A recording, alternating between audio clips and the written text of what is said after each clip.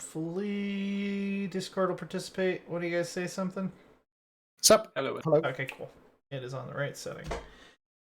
Hello and welcome to NoCB, a grand strategy podcast for the week of the 17th of March, 2021. I am Liana, I'm your host, and I am here this week with our very good friends Lambert. Hello there. And Father Loris. Sup?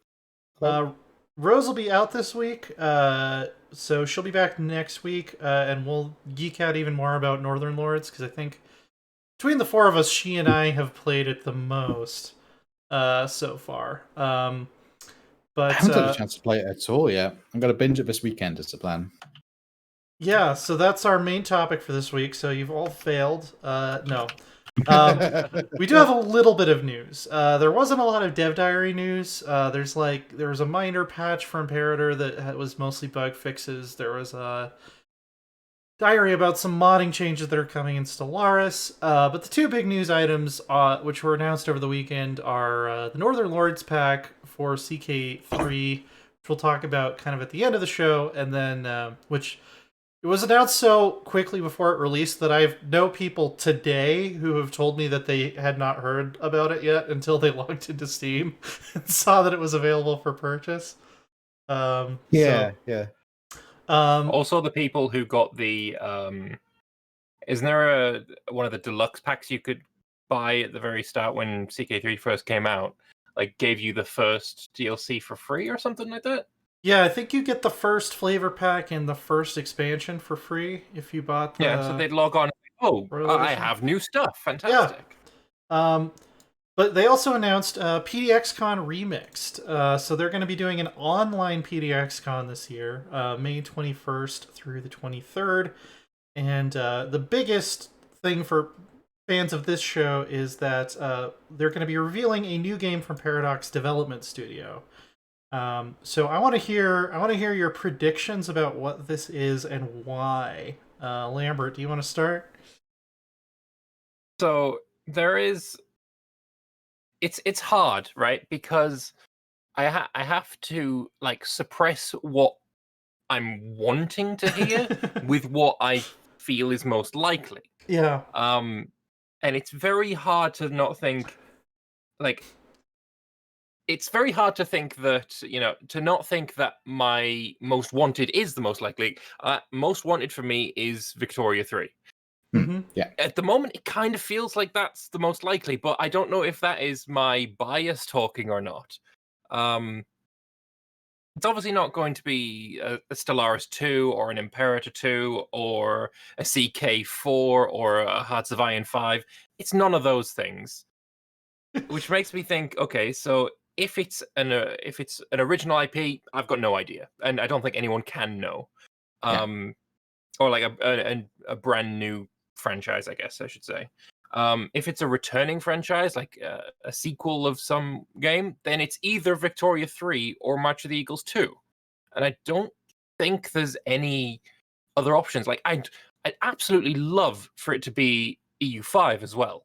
I absolutely love for it to be EU5. I think there's a 0% chance of March of the Eagles 2, unfortunately. I think we would we get Sengoku 2 before we would get March of the Eagles 2. I agree. I like with that, March of the Eagles. But I had to throw it in there. March of the Eagles was a good game. It's especially a really good multiplayer game. But it was also kind of a pet project of Chris King, who I think he's left Paradox and come back 3 times, but at this point he's not at the company. I'm also noticing this ticker down here as Stellaris Galaxy Command, which is well, it's good to just be remembered. He's there. Yeah, he's in there. He's in the back. Remembered for something other than the copyright infringement, I guess.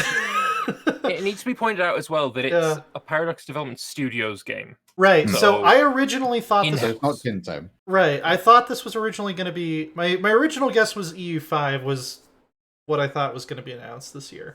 And Johan said on Twitter that it is not Paradox Tinto, it is Paradox Development Studio, which I thought might have been their coy way of not giving it away, but no, Johan said specifically it is not a game for Paradox Tinto.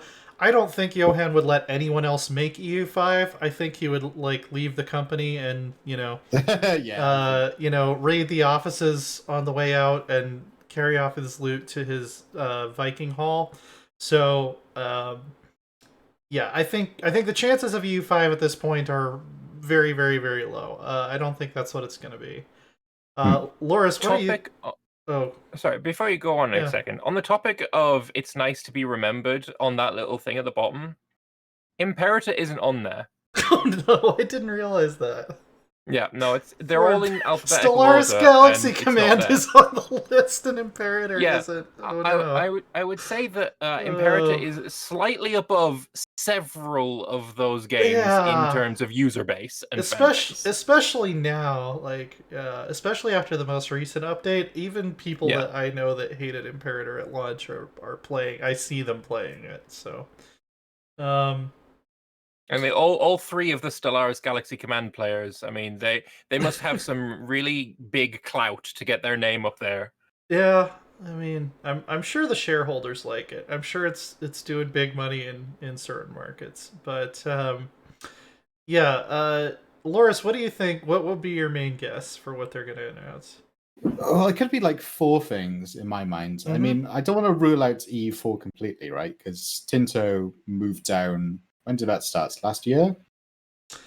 And I would have thought development on the game would have started before a year ago. I guess it's possible that maybe Martin has been working on EU5 and then they're going to hand it off to Tinto for post-release support.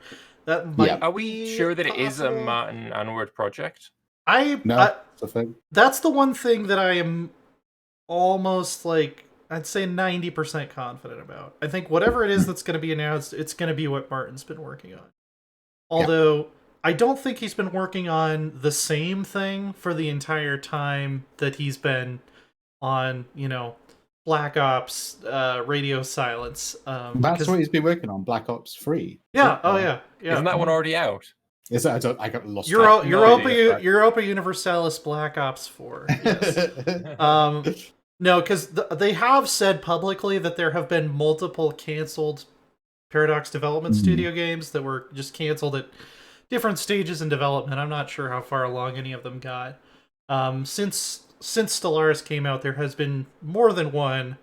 I believe they said at least one of them was sort of like a CK Rome game that they were thinking about doing before Imperator became a thing.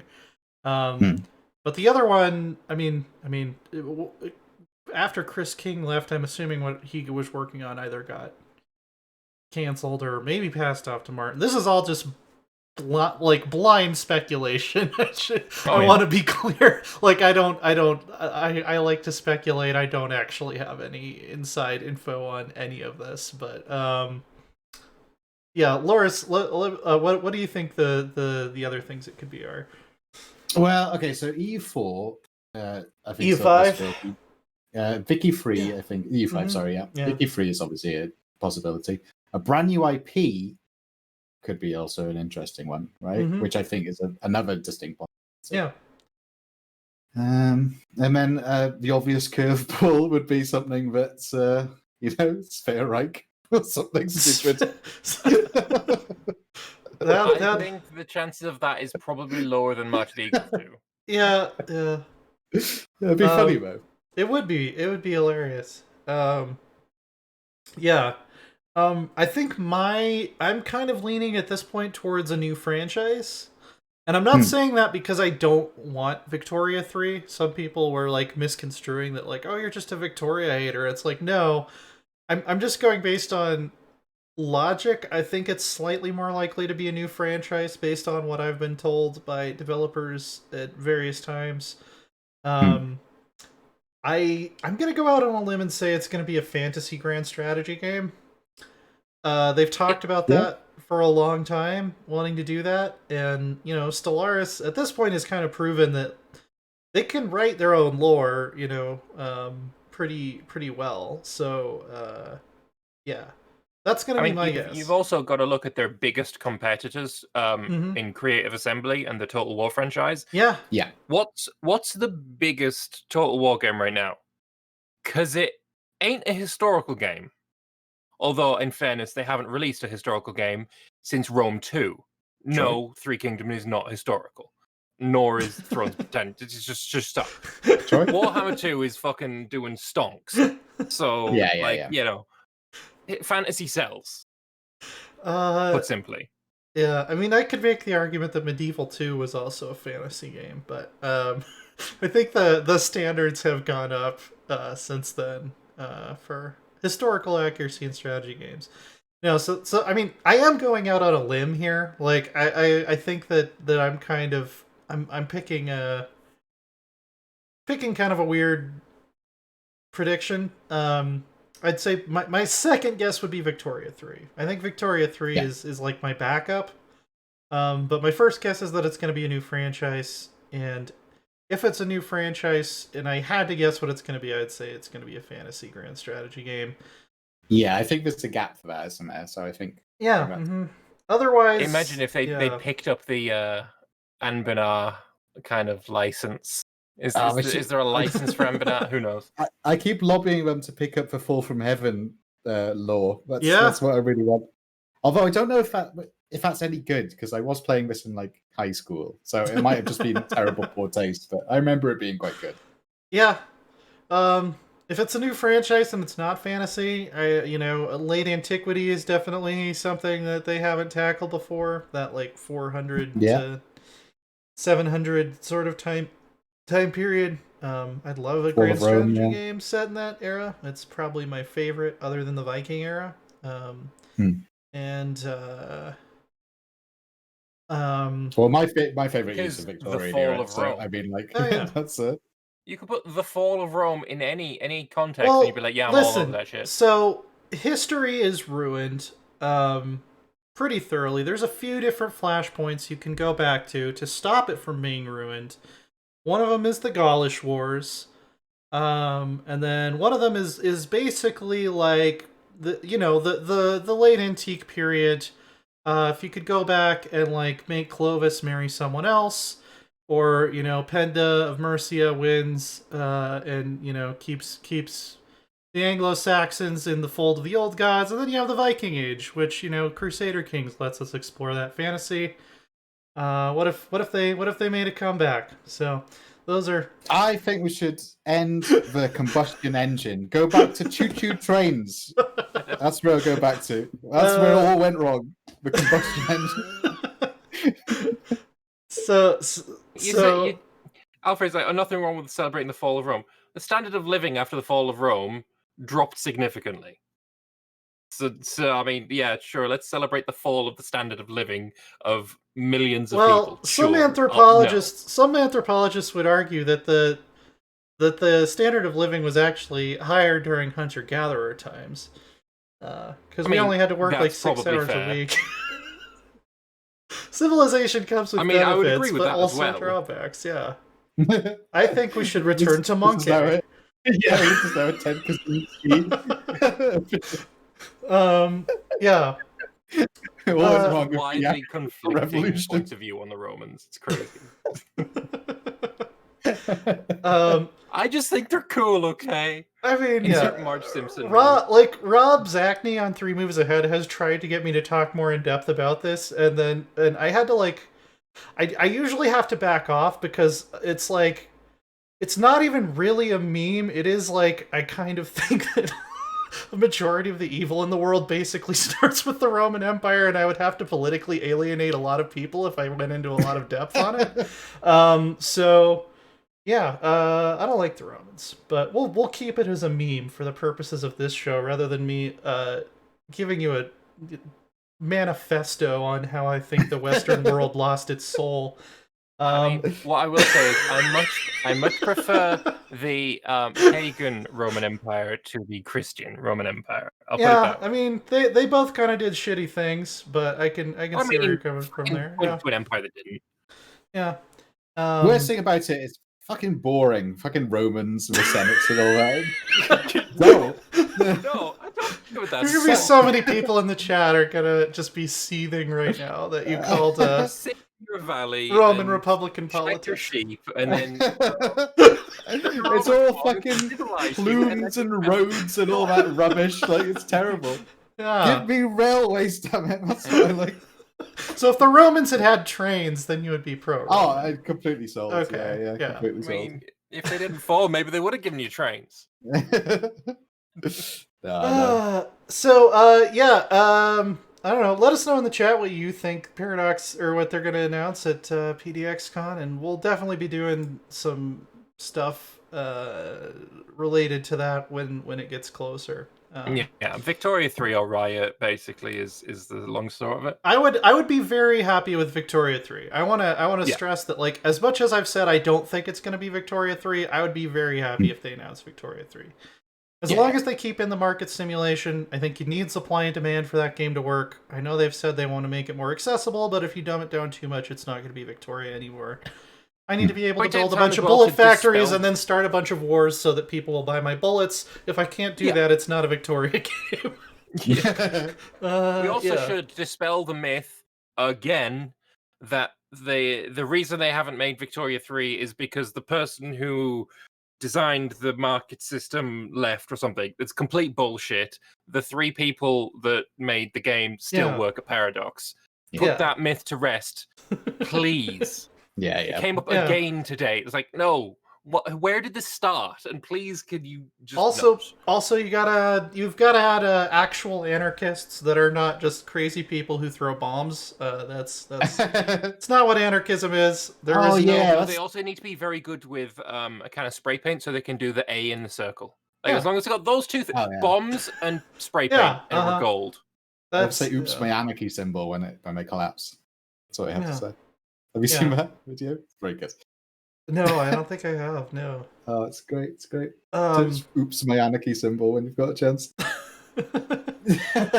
Well, the other big piece of news we got, it was announced on Saturday and it released yesterday, was the 1.3 patch for CK3 and the Northern Lords flavor pack, which is it's Old Gods 2. Basically.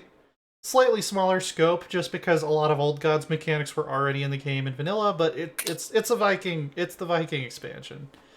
It's like $7. I think it's pretty good value for what you're getting. We got new coats of arms for houses, and also some titles that will specifically use different coats of arms if you are pagan. You got the Thor's hammer for Sweden here. Which is pretty cool. New mottos.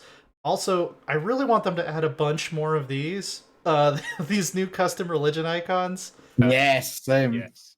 Especially the one that's like the runic star and crescent. If you have like a syncretic Muslim Norse faith, I think that's really cool. There's one that seems like kind of Celtic. Like if you settled in Ireland, or Scotland, you might pick that one. Yeah, those are really cool.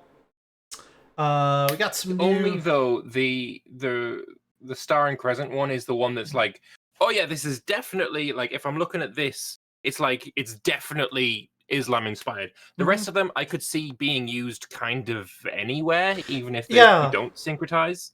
Yeah, they're a lot more freeform than the Star and Crescent is just so iconic though, isn't it? It is. Yeah, I used the Valknut one for when I reformed my faith to have a Filkir, a religious head, because that seemed appropriate. And then you get all the indulgences. Oh yeah, and you just win. The money game is win. The wolf head one's really cool. We got the Irminsul. If you wanted to go back to like that wolf head, it looked like a dragon head to me. I think it's a wolf. Yeah, it's got like a wolf nose on there. Yeah, I suppose. Oh, it's less cool than it used to be. What? No. I don't know. I've been trash talking Romans all day. I guess you can trash talk wolves. It's fair game. No, I'm not trash talking wolves. It's just dragons are better. I'm gonna trash talk wolves. Wolves. So you're a Targaryen loyalist. And the wolf boost. The North remembers. Look, you're just a furry. And listen, I like dragons. I'm a werewolf. It's not the same thing as a furry. It's a very I'm not a cartoon character. Scaly. I'm a vicious monster. I don't have Hanna-Barbera eyes. Oh, so you're the Kraken. The wolf kraken, maybe? It's like the head of a wolf with the hindquarters. Each head is a different beast. A were-kraken. At night, I turn into a kraken. Or it's just a wolf with lots of tentacles. Oh my god. Let's move on. We got some new historical buildings. The Temple of Uppsala, which you can actually... Let me see if I can... I'm actually going to load in here and show some of this. Let me see if my game capture's working. Probably not. I'm going to have to switch it over. CK3, there we go.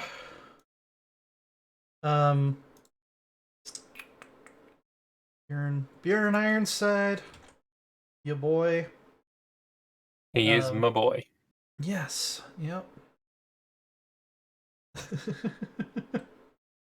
First right, Xeno compatibility was a mistake. Agreed.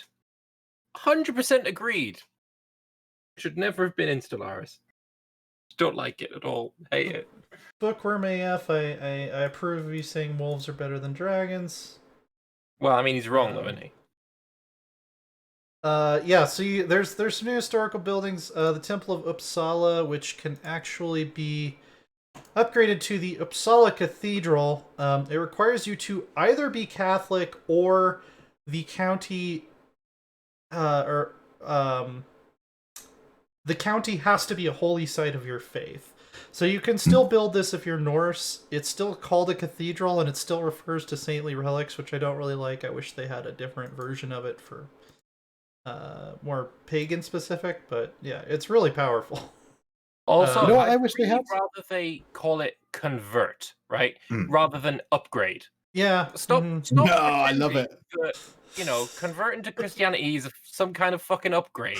No, I like it being an upgrade just because you can upgrade the Hagia Sophia into which is such a great button to press.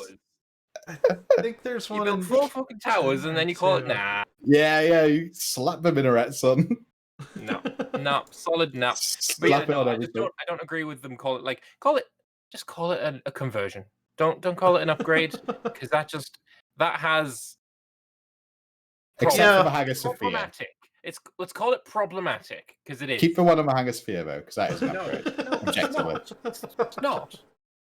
One's got more minarets, so one's an upgrade. That's implying that minarets are a good thing.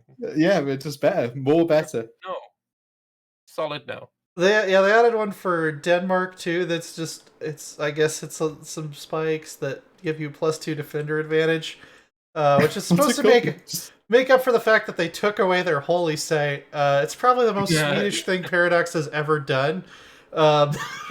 So they moved the holy site from Denmark to Jorvik, which kind of makes sense. I mean, the Anglo-Saxons used to be Germanic pagans, but then they also moved the one from Frisia to Kiev, which is like, gameplay-wise, I get it. Flavor-wise, it's kind of bizarre. There's no Norse characters even down there. I mean, you have in 867 you have Dyer the Stranger down here, but his entire realm is Slavic, and he would have assimilated into Slavic culture within like a stone's throw of the start date. So I guess it's more of a hypothetical alternate history. This could have become a Norse holy site. I love it for gameplay reasons, like because Norse is incredibly easy to reform, and I disagree. I don't understand why it is necessary for you to go full conquer everything mode to reform your faith. Why is it necessary? Well, I think it's to represent for Scandinavia and not want to go into England or Burgundy or Kiev to reform my faith. If you don't want to go to England, Burgundy, or Kiev, you ain't being a good Viking. That's how I consider it. There is a difference between going there to raid them for loot and going there to conquer them for their holy site.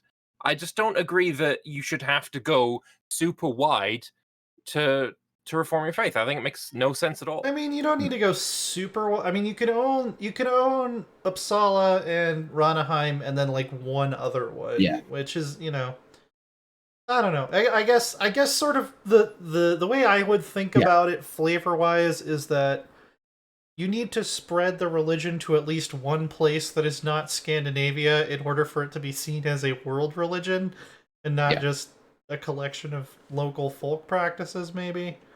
That's The what I way think that too. I would do it differently, if I had full control, is sure, keep the holy site, Reformation, blah blah, whatever. But also, if you are the target of a crusade, then you can reform in opposition to that crusade. I would like there to be other ways to reform. That would be cool. The Pope, the Christians they've got this like faith that's all centralized and shit. And he's targeting us, and he's gonna come with his armies of big bastards. We need to do something. It's like, okay, we'll reform our faith in order to fight this. I think that would be a really cool and flavorful way of doing it. How about you remove all the holy flavor. sites, reforming stuff, and instead, if you're a pagan, you have to sacrifice a head of religion, like the Pope or the Caliph, to reform. That'd be all cool. more about. Excuse me. Didn't get the mute button in time. Yeah, I mean, my suggestion that I posted on Twitter is that instead of Kiev, to maybe so like if Jorvik is supposed to represent like the Anglo-Frisian pagans, Uppsala's the East Norse, Ranaheim is the West Norse. That also includes the Danes. We've got one in what would be considered like Germania proper by Roman terms. I would probably put the other one in Haino, specifically the city of Tournai, which is where Childeric and Clovis were born. So it was like the capital of the Merovingians back when they were still pagans. So for one thing, it makes you fight the Franks, which is a good way to represent, we're gaining the upper hand against these converts by reclaiming the old Frankish capital. And then it gives a nod to the Franks formerly being pagan, just like Jorvik kind of gives a nod to the fact that the Anglo-Saxons used to be pagan.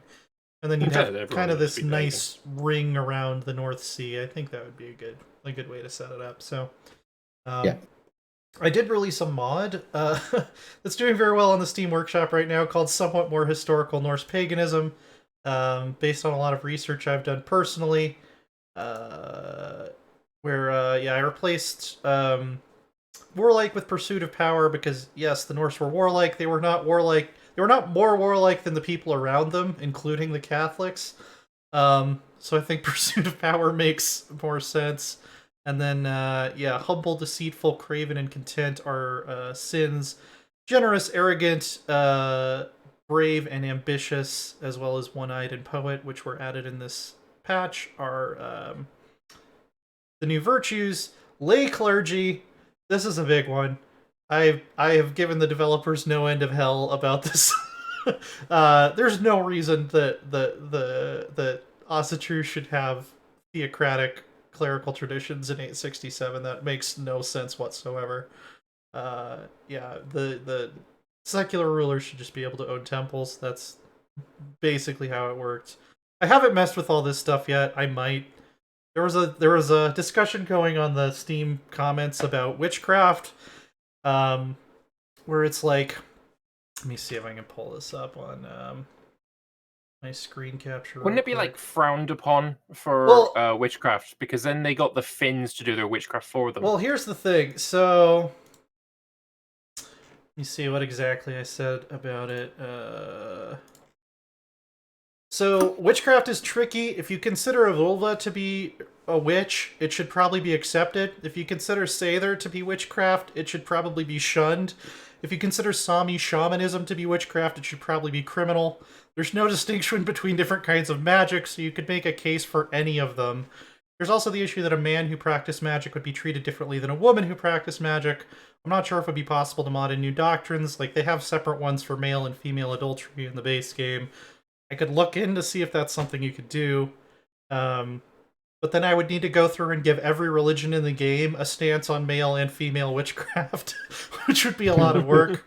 I might end up doing that, like make it, shunned for women and criminal for men or something like that. That might be a decent way to abstract it, but since witchcraft is sort of this, it's hard to even figure out what it represents in CK3 other than we thought this would be fun. Yeah, pretty much. Yeah, it's hard to say. Yeah. So, yeah, what else? What else? Wrong tab. There's the Golden Gate of Kiev that we haven't talked about either. Oh yeah, I actually haven't even looked at what the stats are on that. There is no upgrade, so you can't conquer it as a Tengri and I don't know, build a cattle pen on it or anything like that. I wish it was like a wonder map mode. That'd be really, really helpful. Yeah. That It is would a be very really large part of the game. CK3 needs about twice as many map modes as it currently has. Yeah. I would love them to just do a map mode patch where it's just, we're gonna add a bunch of new map modes. Especially for mines, like my goodness, mines are like basically how you make money in CK3. They're veritable gold mines. They are, yeah. Oh, we can't. I guess we can't build it yet because we're not feudal or something. We have no available buildings for that slot. They did show. I mean, this. Yeah, this is a really small image on the dev diary, but it looks. There is something like that for Novgorod as well. Oh, really? Yeah, there's a building that you cannot build yet. I don't know what it is yet. I haven't got that far in my campaign. But it'd be nice if the tooltip told you what the requirements were instead of just you have no buildings available. Yeah. They found the lost. Oh, sorry. Go back to the Danish one again. Sorry. Does anyone know what that translates to? Because Don Verka, I think, just means the Dane works. Like it's like an earth word. Yeah. Okay.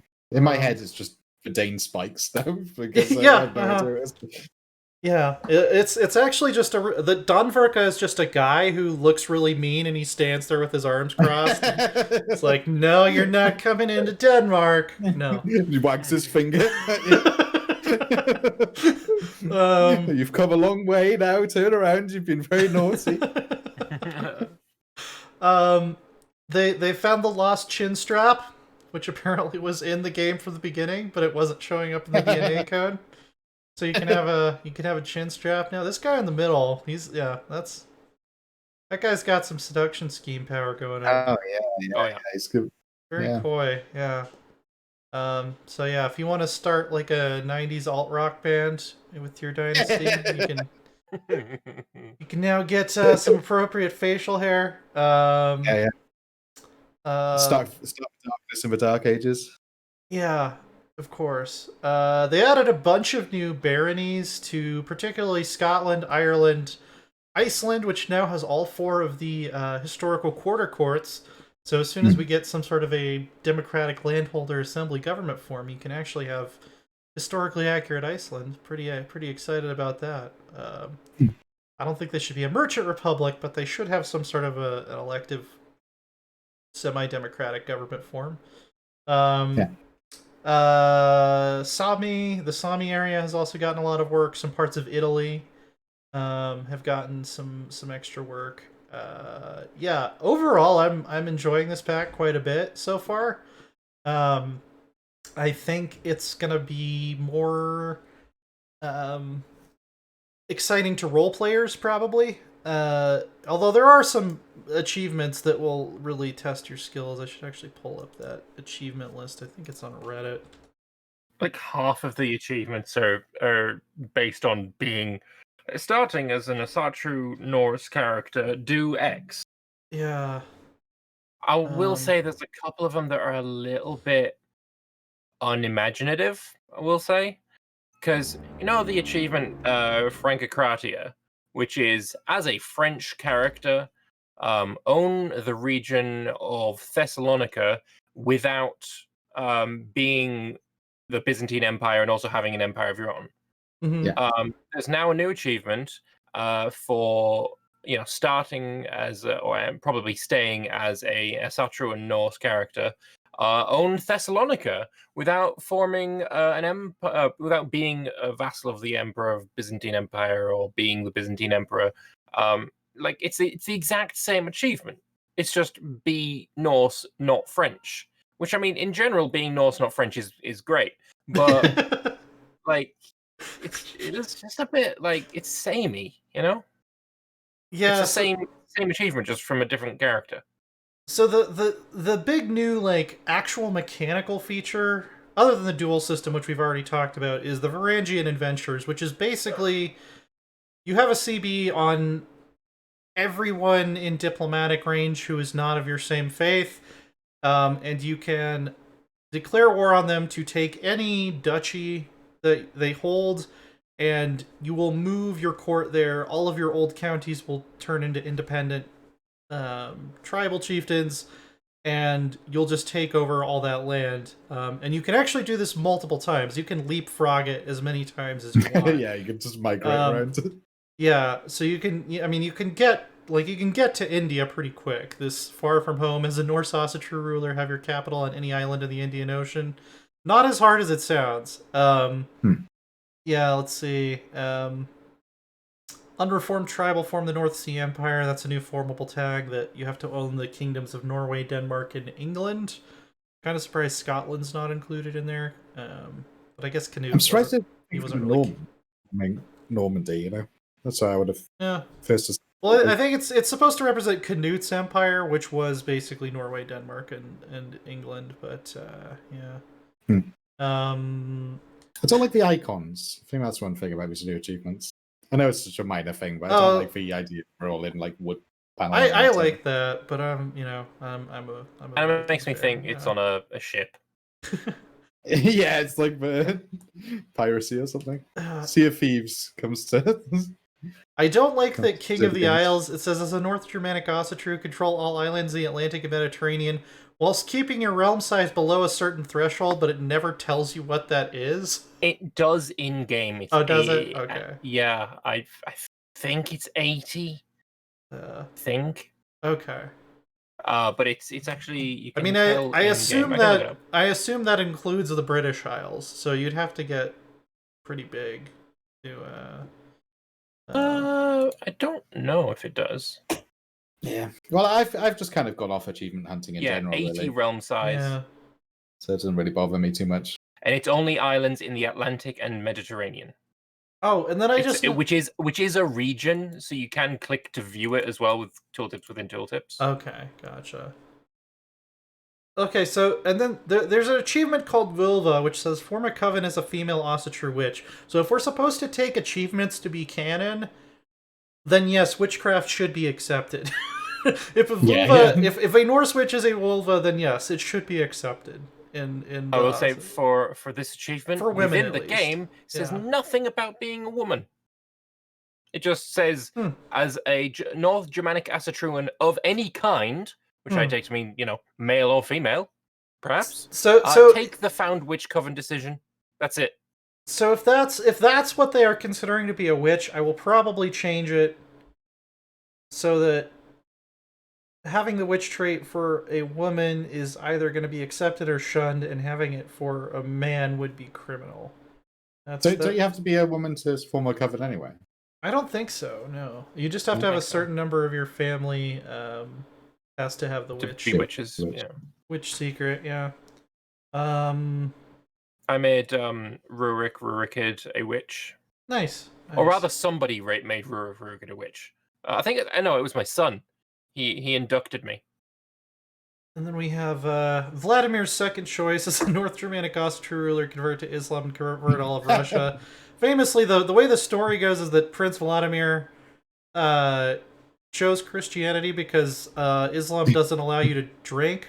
And that was the spirit of the Russian people. Yeah, or something. Yeah, exactly. Which is not wrong. Yeah, he is not wrong. That is we don't know if that story is actually historically true, but it certainly seems plausible. That very plausible. Yeah. Factored into his decision. And then, of course, we have to have a Lord of the Rings meme as a dwarf win a Varangian adventure war anywhere outside of Europe. So, I guess Midgeman has been doing a run on Twitch called There and Back Again, where he Uh-huh. started as in the Isle of Man, and he's doing it as a dwarf, and he's Uh-huh. doing a bunch of Varangian adventuring to get to the Maldives, and then he's going to go back again and finish the campaign in the Isle of Man. It's super interesting. Nice. That's Yeah, that's it's good a stuff. really fun looking run. Mm-hmm. I can't quite work out what the icon is for a dangerous business, but Let me see. is it just a hairy foot? Yeah. Not sure what that's supposed to be, actually. What's it stepping in? Is it like it looks to me like a hairy foot stepping? Oh, in it's a puddle. probably it's supposed to be a hobbit foot, probably. Yeah. But what's it doing? A hobbit's foot stepping on It's planks, it's just which a are shadow. also the achievement is planks. Yeah. So it's like plankception. So. Yeah. Yeah. I've played quite a bit. Lambert, you said you've played about 2 hours. What have you tried out so far? I started as Rurikid, and I'm going for the achievement to form the Land of the Rus. And then I'll probably go for Mikla Gardariki as well. Oh yeah, you but get a really powerful decision, by the way. Let me switch to the. Oh, actually, I think is it like Dyer can do it. the capital of the Rus? Yeah. Found the How is capital of that the really Rus. powerful? I don't get it. It gives your development level in your capital plus 21. That's a lot for But a tribal. I'm tribal. Level. I don't care. Well, once you reform to feudal, that's a big deal. Like it takes years to get 20 development. Years. I mean, yeah, fair, but I'm not. Decades. Like, yeah, eventually that will be very, very, very powerful. Popular opinion, plus 50% levy size is definitely nice. Yeah. That'd be nice. So, yeah. Essentially all this, like, all the good stuff that was in Old Gods is in the game now, plus some extra things, so... Great blots mhm. are back in as well. Raising rune stones are kind of fun. You can't just raise a rune stone for no fucking reason. You actually have to have a reason to raise it. It can be something really easy, like I conquered some dude. Yeah. But the fun one, like my first rune stone was raised for becoming the king of Gardariki. Yeah. You can... And it actually goes in a province as well. It goes in a county. It does. Cool. And one of my favorite ones is that the Conquest Runestone actually increases control growth in the county that you build it in. Yeah. So if you conquer a county and then you raise a Runestone to the Conquest, it will increase control a lot faster than your Marshal would do it normally, which is really useful. You can raise one to the previous ruler once per succession, and then when you create a new title, I think you can raise one to yourself. Yeah, I like the fact that they exist somewhere on the map, and I don't just have a garden of runestones. It looks like a graveyard for giants. Yeah. More importantly, can I slap a minaret on those runestones? Oh my god, Jesus Christ! Can I upgrade it? You create a new tenet for if you have what is it, Muslim syncretism or whatever. Yes. You just slap a minaret on this longbow, will you? Please? Yeah. Oh, that'd be amazing though, wouldn't it? Imagine a longship with a minaret on it. It'd look amazing. I don't get it, but whatever. It looks so good. It looked like a Islamic syncretism. That's what it is. Yeah. Yeah, you could make runestones with minarets on top. Yeah. Yes. Oh, they also added the minarets are runestones. Like I'm okay with raising 4 gigantic runestones around the Hagia Sophia. if you conquer Miklagard. They also added sign me up for that too. Actually, that's amazing. There is that piece of graffiti in like the Hagia There Sophia. is. You know this? Yeah. For years, people thought that it was like some sort of magical spell or some sort of like really meaningful thing or something. Yeah, it's like basically says They also added a patron deity system. If you have the DLC, you can select a patron deity. I went with Ullr. Ullr is very good. I've used Ullr and Thor mostly. They seem to be the most powerful. And also, he's a friend of humanity. fertility, though. Yeah, that's pretty nice. As a tribal ruler, though, you don't want a lot of kids. It just Yeah, creates more like, headaches. true. oh, fertility's nice, but I have children, so no thank you. Yeah, you want like maybe 2 good kids and then a few that you could easily kill if you needed to. Although I did find, as soon as I became the kingdom of Cardariki, I'm like, oh yes, Scandinavia election. Fuck off, you Yeah. silly gavel kind. Don't want to deal with you. You still have realm partition under Scandinavian elective, though. Unfortunately, I had 2 kingdoms, and my heir got them both. you get So maybe both. he You was get just all of elected the under both of those. top level titles, but I think you still have to hand out duchies and stuff to your younger kids. I'm not sure how it's actually coded, but I know your secondary heirs still get something under Scandinavian elective. I don't know.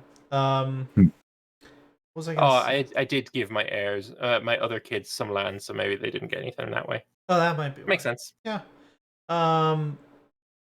What was I gonna? Oh yeah, they did have to get rid of ancestor worship to fit in patron gods, which is a little bit of a bummer because I actually loved the fact that they included ancestor worship in the Norse religion in vanilla because it's a huge part of it and it's something that a lot of people like don't portray. But yeah, I mean to actually make the religion the way I wanted it, you'd need to have like 7 tenets. So if we're having to pick 3, I guess patron gods makes sense. Because yeah, that Would was you definitely take patron gods over ancestor worship? Um,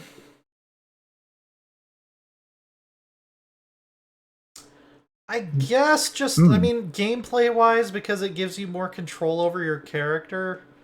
Flavor wise, I'm like 50-50 on it. Is there any religions that had ancestor worship but no patron gods? Thinking about it. Honestly, That's don't just know a enough about happy these coincidence, kind you of know? religions. Yeah, I don't know. Thinking of like the Eastern religions that have ancient, you know, they all have patron gods of villages and stuff like Like that. Ukko and Usko, the Finnish Baltic paganism, they have ancestor worship. The Tengri have it. Terumics have it. The Slovanskians don't.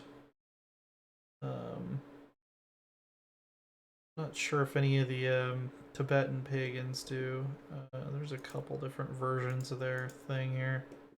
Yeah, because the Tibetans would. Patron gods should be one of those options like witchcraft and not a tenet. I agree with Valagain with that one. Yeah. Yeah, there's I mean, eventually you're going to have to decide where to draw the line in terms of abstraction.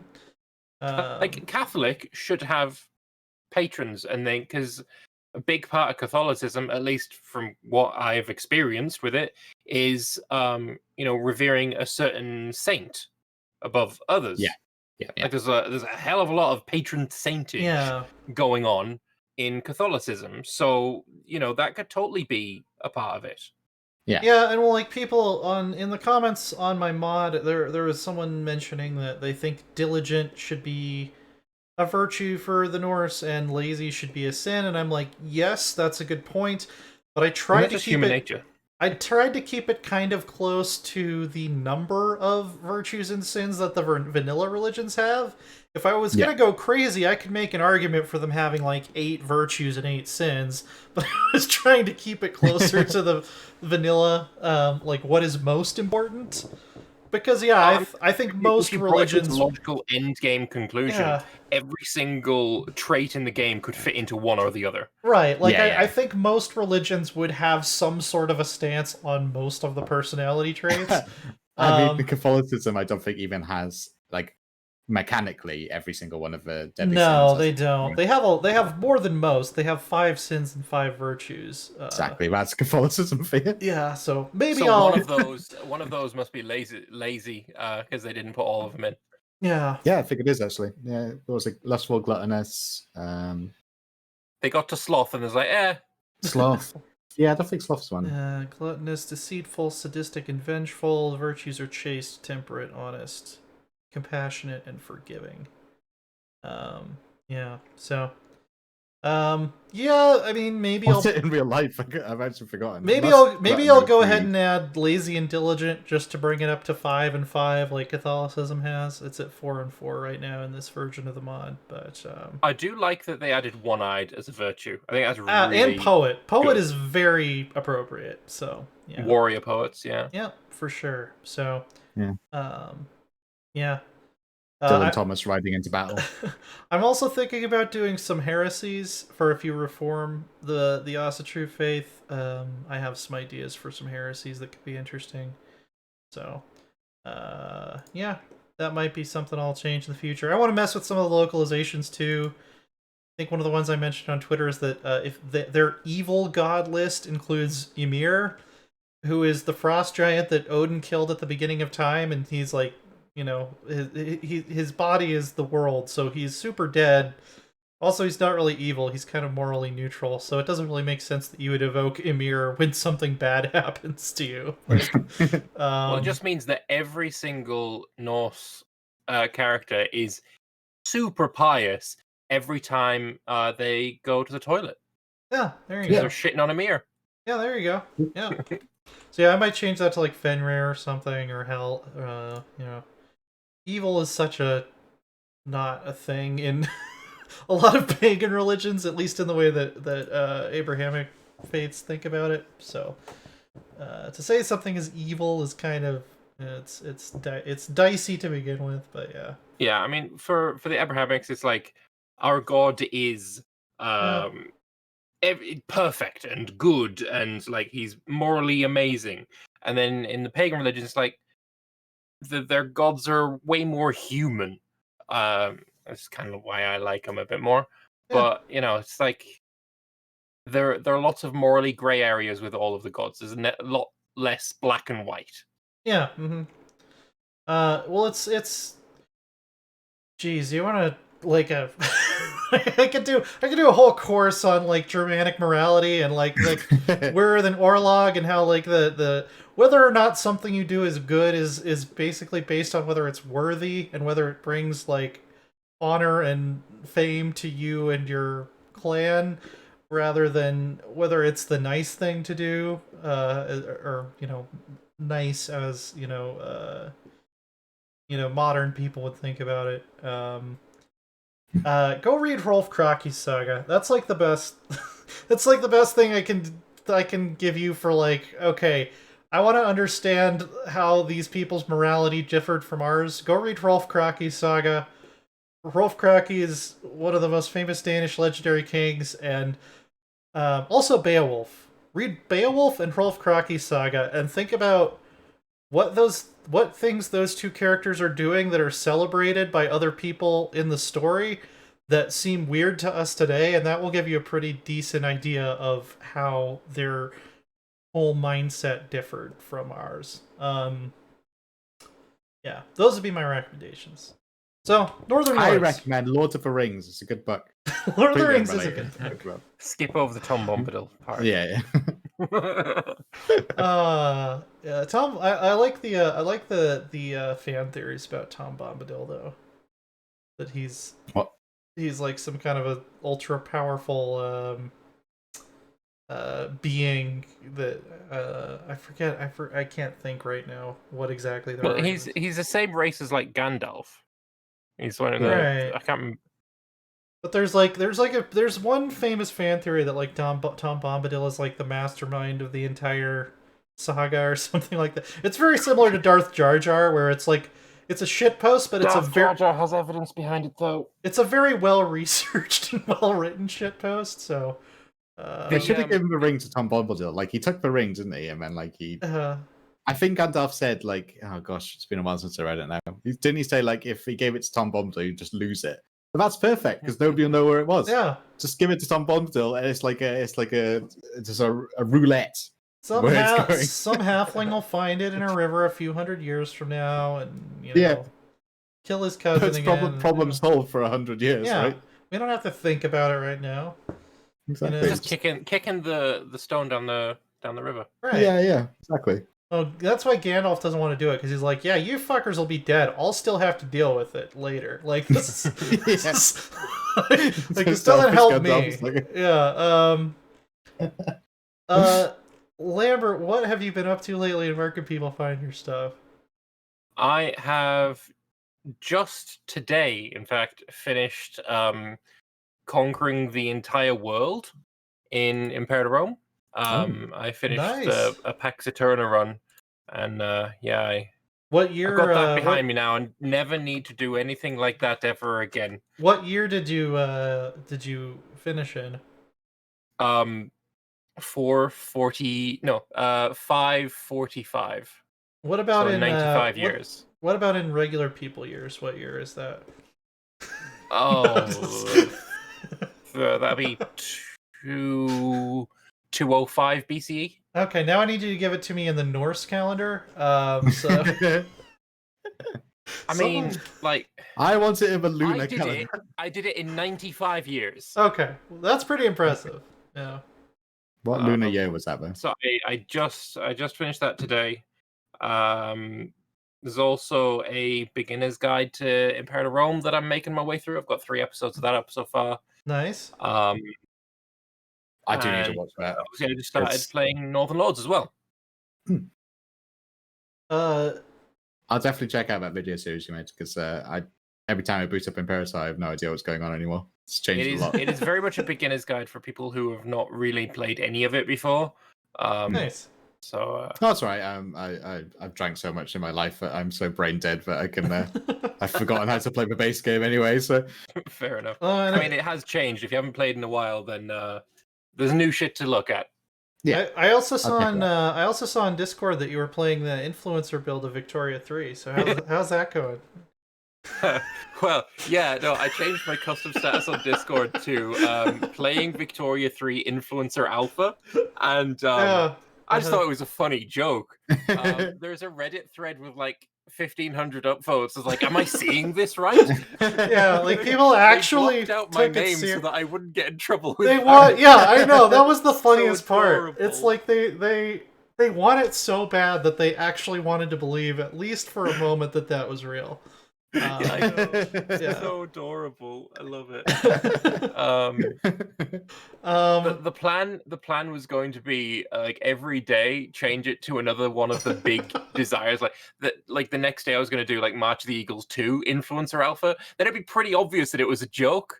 But I got a message politely encouraging me to not do that, so I deleted the status. Oh, they're no fun anymore. I remember when the PR people over Paradox used to be rebels, used to be anarchists. Back before they were a publicly traded company and they actually have to like think about people's real money and what might happen to it. But I got a very good giggle out of it, so worth it.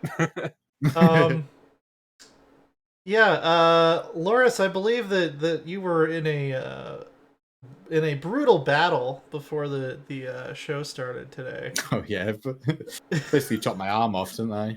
Oh yeah. No, I slightly cut my hand on a saw. That's about it. So while doing a bit of DIY, so now I've got like a sort of Patrick Bateman style apartment. Yeah. With some abstract art along the walls, that sort of thing. He's been bleeding all over the floor while this podcast has been going on. Pretty much. Just so a small, the truest Lady Bathory style tub at the moment. The truest Viking this week actually is Father Loris, who actually spilled blood for who gave sacrifice in the bloat for the show. Yes. Exactly. Yeah. It's not blot, by the way. I was editing last week's episode, and I believe Amber you were trying to say that it's pronounced blot. It is not.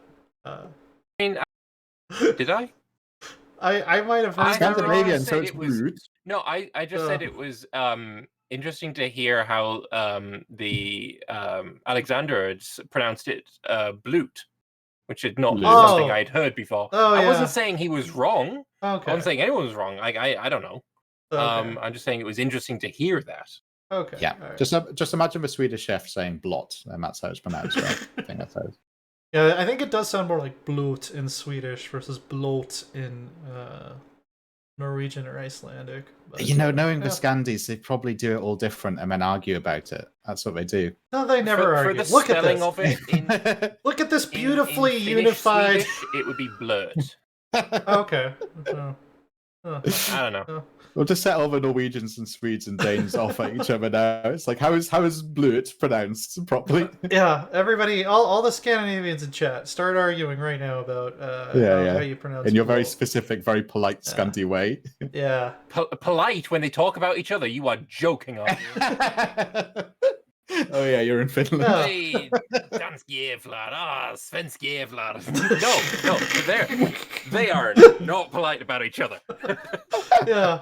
And then you got the whole Norwegians and Nordisk, the other Norwegian language, but Nynorsk, No one yeah, knows which about- is Yeah. It's basically new Norwegian. it is, yeah, but which the is weird secret because Norwegian language. it's not really new. It's more closer to like old, like the it's more accurate to how Norwegians actually speak and how the language was before Denmark owned the country for a while.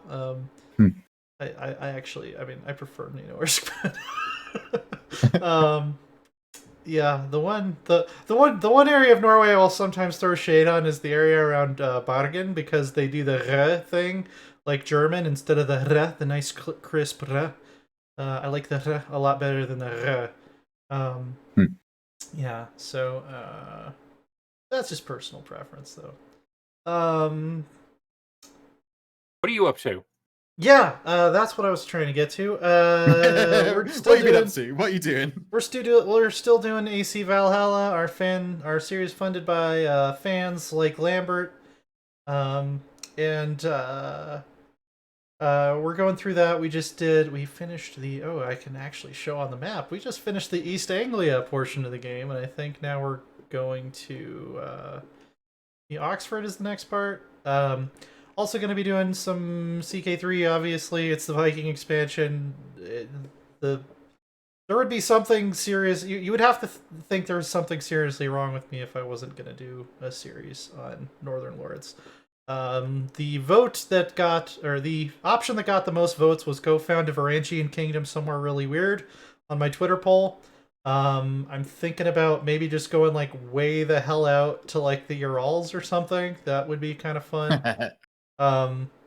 Some people have said, oh, you should go to like Egypt or India or something, whatever. The problem is all of the Norse new special men-at-arms that they get, they all have bonuses for fighting in the snow. So The new arms for the Norse are amazing. they're really good. They're really good, especially so OP. Especially if you use them all three of them together. Like they cover for each other's weaknesses so well that it's really cool. So I think I want to stay somewhere that is cold, but we'll go somewhere. Tibet. Well, the thing is, Tibet doesn't have rivers. I need cold and I need water so that I can raid. Also, if there's anyone that's better in the cold than the North, it's the people of Tibet, because they get mountaineers. Oh yeah, I want to show that unit really quick too. Let's load up Nepal. They get access to it. Nepal is actually one of my favorite starts in CK. Nope, they don't. I've not tried them yet. I'm very much looking forward to when they expand that map, which I think is probably inevitable, to be honest. Yeah. I want flavor packs that are as good as Northern Lords for every part of the map eventually. Like that's what I'd love to see. Yeah, it's pretty good as far as flavor packs go. Who actually gets Tibetan Mountaineers? Which cultures is it? I can't find them. Is it maybe an invention you need? Oh, it might be an invention. It might not be unlocked in 867. If it is an invention, you'll be able to see the stats of them through the inventions. Alpine Supremacy. Here we go. Mountaineers, 40 attack, 26 toughness, no pursuit or screen. But they get a huge bonus fighting in mountains and a pretty decent bonus for fighting in winter. 40 attack is also really fucking good. And they counter spearmen, which, like, if you're fighting somebody in the mountains who knows what they're doing, they're probably using spearmen. So these are a good guy. Well, no. Spearmen are good against Cav, and Cav suck in the mountains. Well, don't spearmen get a bonus for mountain fighting too? I thought, like, because they can hold passes. Yeah. Yeah, pikemen get a bonus to mountain fighting, so... Yeah. There are a bunch of changes I would totally make to the different men-at-arms and what is they're that the good at logic? and stuff. Yeah, See, light in my- footmen are good against armored footmen. What? No. In my head, right, and obviously it's because they can guard passes, right? That seems so obvious. But in my head, they were had the bonus because they could like reach up the mountain with a big stick, or reach down the mountain with a big stick. Oh my you know. I'm not changing my mindset. I'm sticking with that. No, that's my new headcanon too. Yeah. Very, very long sticks can reach the mountains. Jesus Christ. We're going to be doing a special episode this Saturday with a special guest who couldn't make it during the week. That's going to be, I think, me and Rose and the guest. And Loris, were you going to be able to be there for that? I'm busy Saturdays. Okay, Doing a so big multiplayer game normally Saturdays. Lambert and Loris won't be there, so it'll be... Yeah, I'm going to be killing orcs It'll in be a fantasy world. It'll be another all-girls show. It'll be the second one of those we've done. So, Yeah, I don't want to put my male stain on that. It's all right to have sometimes a girls' night out. I'm totally fine. Well, with it's gonna be at like 9 a.m. in the morning for me, and also A I'm gonna girl's be in morning my out. I'm gonna be in my house. Also, it's not out, so yeah. So Look, COVID changed things. 2/3 of that was wrong, but we'll be definitely talking some more CK3, I imagine. And the reaction stream we did to the Paradox Insider is not going to be on the SoundCloud feed, but the special episode that we're doing on Saturday will be on the SoundCloud feed. So I'm behind on getting stuff on SoundCloud right now, but you're going to get a lot of stuff on SoundCloud this coming week. As soon as she gets bored with CK3. I might have stayed up until 6:30 a.m. I guess I can't even say last night. It was 6:30 a.m. this morning playing Northern Lords. So, yeah. At least I have an a lot to talk excuse. about. I'm diagnosed insomniac. I don't have a diagnosis because our healthcare system sucks. So I might be right there with you if I could actually get diagnosed for it. Anyway, yeah, thanks for tuning in. We'll see you Saturday for the special show. Watch Twitter for the exact timing on that. I don't have it off the top of my head. And I don't want to say it wrong. Subscribe and get a notification, right? You can. You can Bells. subscribe. You can give us money. You can you could just send us money in the mail if you wanted to. Yeah, only about because I'm a tax man. Yeah, PO box. I only accept cash in hand payments. Yeah, and thanks for tuning in. Take care. It's all right.